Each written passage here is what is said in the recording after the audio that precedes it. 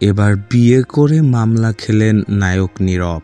Model ও অভিনেতা নীরব হোসেন আজ থেকে ৯ বছর আগে হুট করেই বিয়ের খবর জানান তিনি। ২০১৪ সালের ১৬ ডিসেম্বর ঘরোয়াভাবে বিয়ে করেন তিনি। পাত্রী ছিলেন নর্থ সাউথ বিশ্ববিদ্যালয়ের স্থাপত্যবিদ্যা বিভাগের প্রথম বর্ষের ছাত্রী কাশফিয়া তাহের চৌধুরীকে। তার ডাকনাম ঋদ্ধি।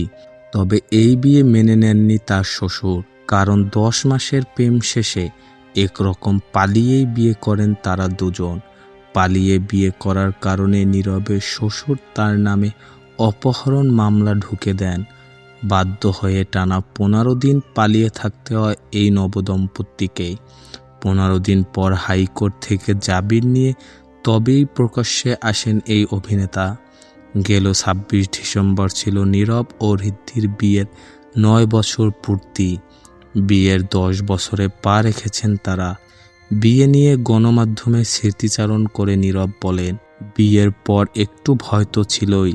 বিয়ে করে মামলা খেলাম, কি জানি কি হয়। কিন্তু ওই সময় ঋদ্ধি পাশে ছিল, সাহস জুগিয়েছে। তখন ওই সাহসটাই আমার জন্য বড় পাওয়া ছিল। ১০ বছরের এই সংসার জীবনে এরই মধ্যে দুজনের ঘর আলো করে এসেছে দুই সন্তানকে নিয়ে দারুণ সংসার তাদের।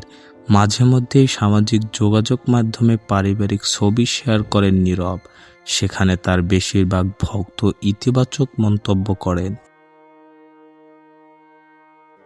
বিনোদন জগতের সকল আপডেট পেতে আমাদের ইউটিউব চ্যানেলটি সাবস্ক্রাইব এবং ফেসবুক পেজটি ফলো দিয়ে লাইক, কমেন্ট, শেয়ার করে আমাদের সাথে যুক্ত থাকুন। ধন্যবাদ।